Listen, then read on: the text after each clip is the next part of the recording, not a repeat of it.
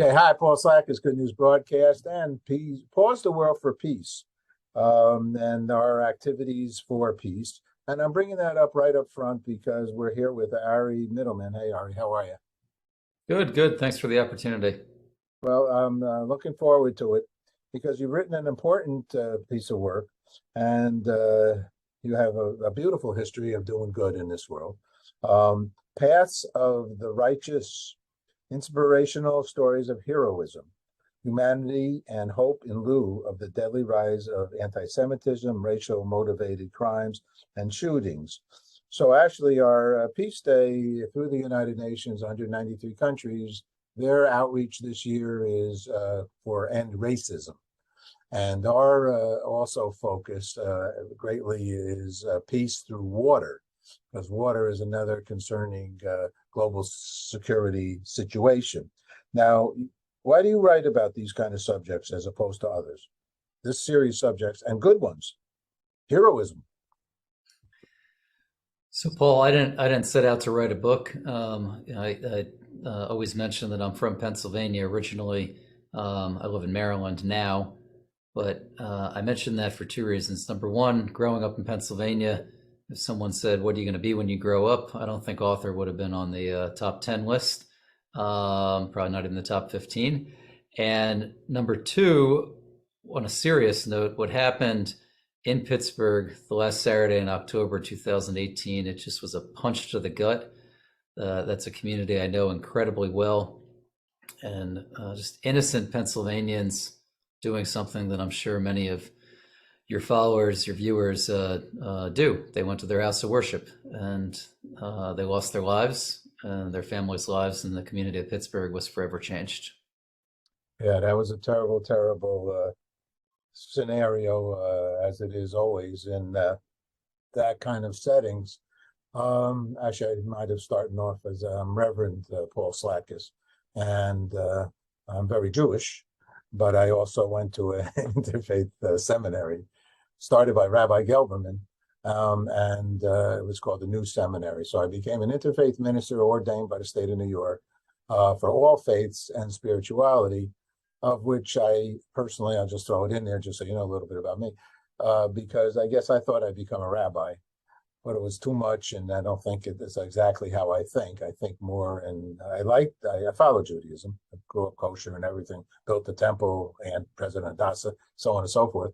But I think as an interfaith minister, I might have a better chance in helping the Jewish community as well as the other ones to stick together.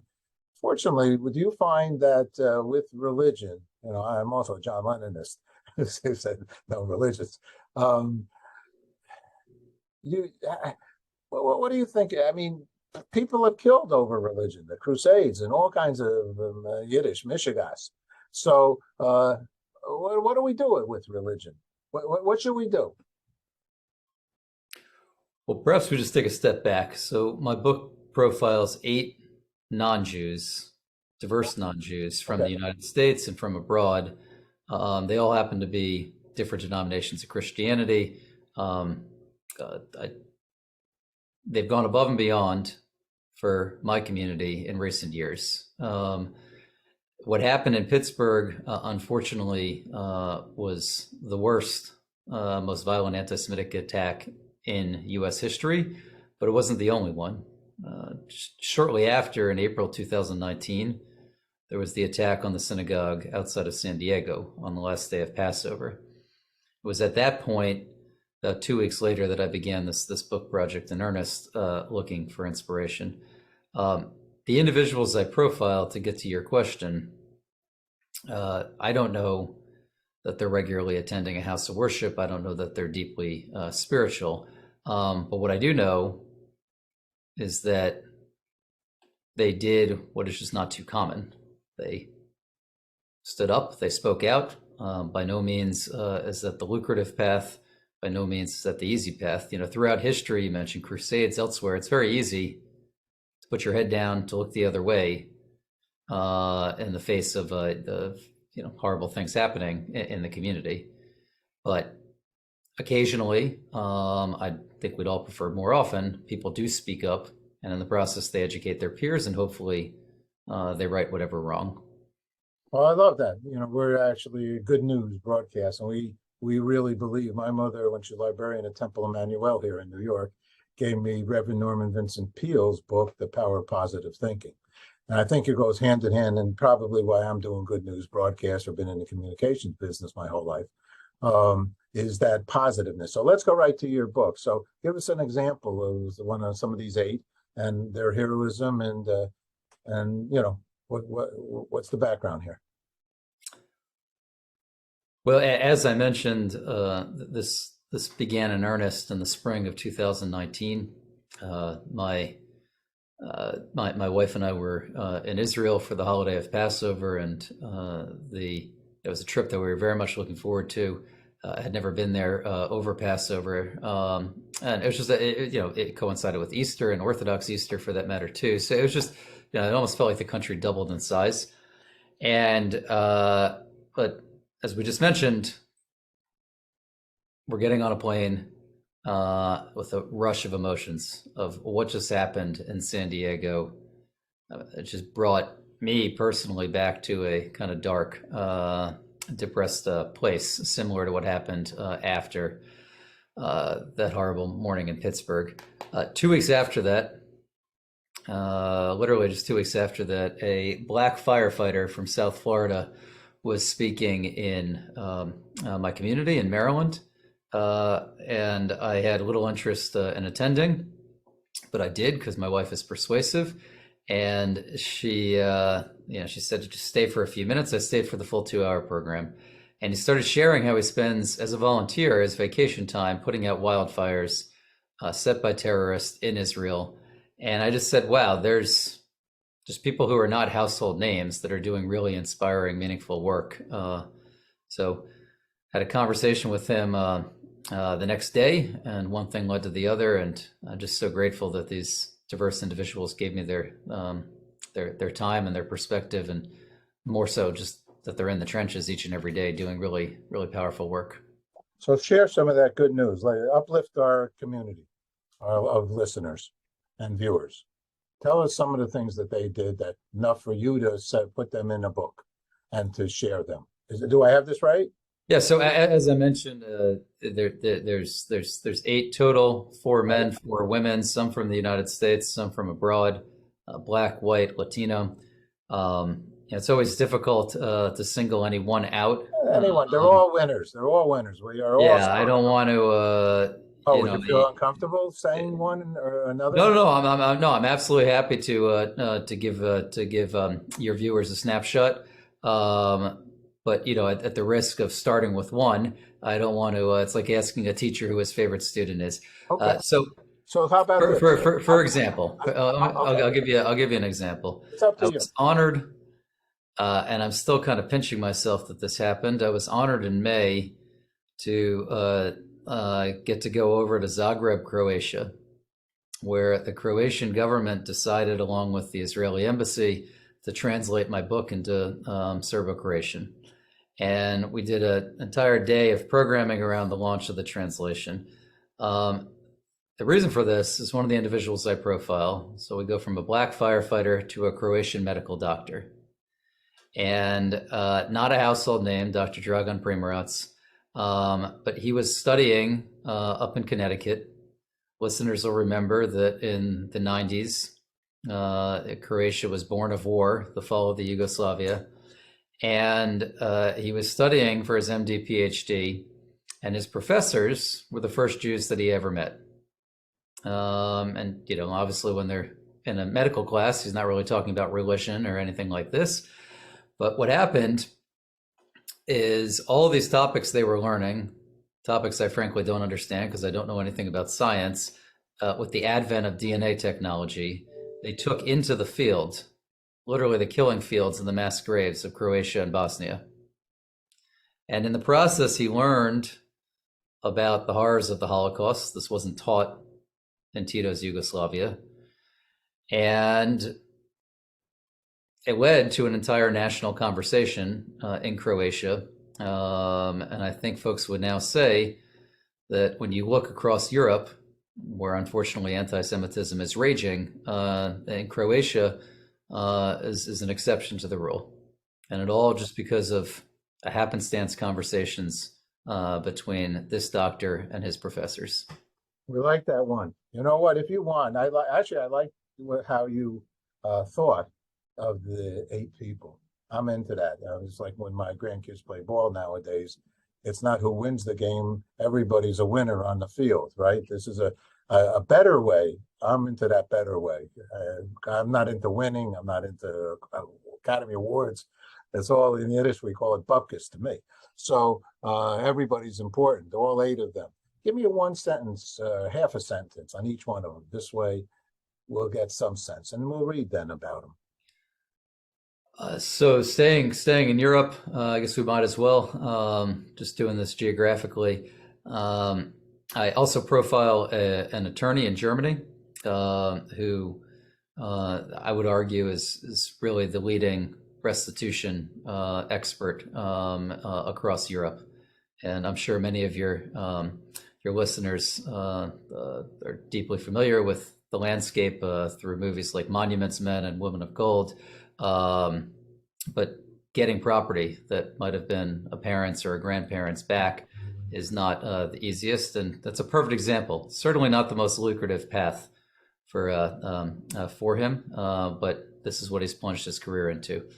I also profile a French Catholic priest who's done incredible work, just meticulously cataloging mass graves in kind of greater Poland, Belarus, Ukraine, Moldova, where upward of 2 million, primarily Jews, lost their lives in World War II. I think your viewers are probably most familiar with the Holocaust through concentration camp images and death camp images, but really, just I can't even imagine the They killed patients them. They that killed it them took to everywhere. go into. They killed them everywhere. So then, also in Europe, we could argue whether or not the United Kingdom's in Europe. I profile. This is really the only political profile, but a former member of Tony Blair's cabinet, who very publicly left the British Labour Party over disagreements and largely disagreements grounded in anti-Semitic and anti-Israel statements from the former leader of the party. Coming across the Atlantic back to the United States, I profile a incredible young South African woman who now lives in North Carolina, who, this term apartheid is thrown around, in my opinion, a little too frequently. And she can have a conversation about this much more than I can or you can, Paul, because she's a Black South African under the age of 45. She knows full well the meaning of apartheid. I also profile a very innovative, creative millennial who's originally from New Orleans, who has stood up against hate on college campuses. And lastly, but once again, these are by no, I think each of them deserves a standalone book, and each of them, frankly, the chapters are yet to be written. They're still doing incredible work. But in this case, I do know for a fact, deeply spiritual Latina and her whole family, who split their time between Guatemala and Miami, and have done incredible work within the Latino community and the Jewish community. You're the right man to write this book. So how's that for a whirlwind journey? And I'll just say it again. Each of them, they gave me, our conversations went from the personal to the philosophical. And I'm just so grateful they gave me their time. And in many instances, they've joined book events around the country. We've had events from Arizona to New York and places in between, and they've been kind enough to join the discussions. Great stuff. I did say when I was interrupting you, so usual of me, because I get excited. I want to make sure you're the right man to write this book. You are so sensitive to the subject and to the people in the book. Only tells me you're the right man to write this book. And I'm sure. Thank you. What I left out is the real impetus for this is 3 weeks into the pandemic. and certainly folks from New York will remember this when our daughter was born, and there was a big question if me, as an expectant father, after my wife went through 8 rounds of IVF over the last decade, if I was even going to be allowed in to the hospital. And that's a whole other discussion. But I was allowed in ultimately in April of 2020. But I as you well know, you look through the world through a completely different lens when you have a baby, and I'm comfortable saying this. When I think about what 20 years is going to look like for our daughter with an overtly Hebrew name, who's in a family that cares deeply about their faith, I don't know what our country is going to look like 20 years from now. And that pains me to say. I mean, we're approaching our 250th birthday as a country.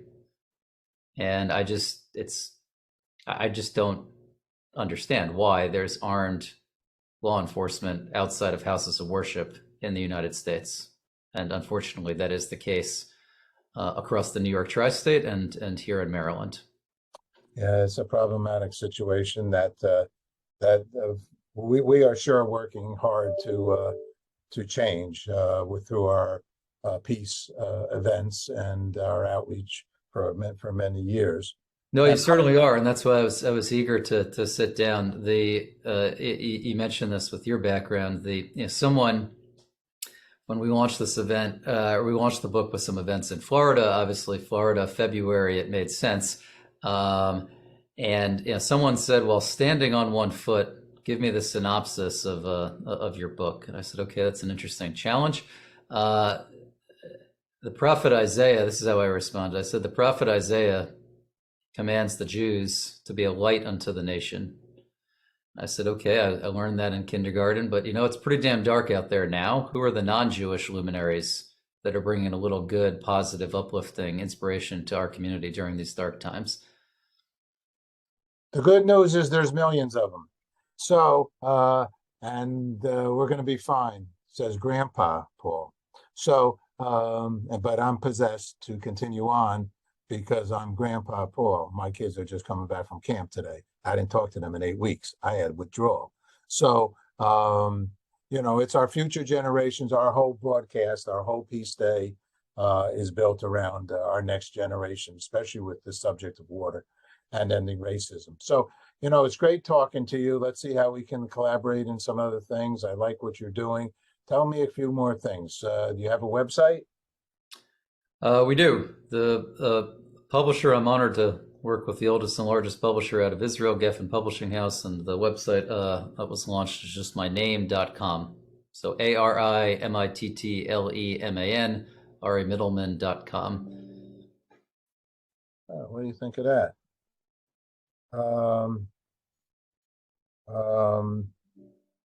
One second. What name did you say that publisher was? Geffen Publishing House. Is he related to Geffen? Geffen? No. I think it comes from the Hebrew word for vineyards. Was that right? Geffen means vineyards. Okay. So you actually have me curious now, but they've been chugging along for over 4 decades. Yeah, it's probably not David Geffen. No. It's not a family name. Oh boy, I'm a rock and roller. So it's all good. What's peace mean to you, Ari Mittleman? What's peace for you? Well, that's something I've given a lot of thought about. 15 plus years ago, I did work actually in the former Yugoslavia, and even more recently, I worked in Montenegro. So just seeing that kind of reconciliation work, where, frankly, even to this day, you can cut the tension with a knife. And then 20 years ago, I visited Ukraine for the first of many trips. So just watching, we shouldn't lose sight of this awful war, watching friends' lives literally turned upside down, starting on February 24th. So that doesn't answer your question. I just know that we can't go back in history. We can only learn from history. And we just, once again, I think it's very easy to put our head down and look the other way, but that sure as hell doesn't bring peace to anyone. It's people who stand up and speak out and go the extra mile.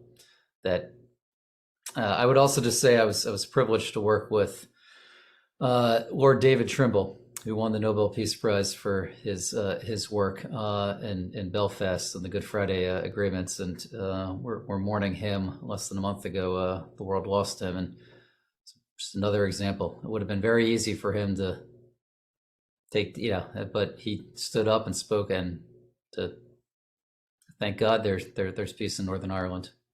Yeah, big one, big one. All right, Ari, thank you so much. Appreciate it. Thank you.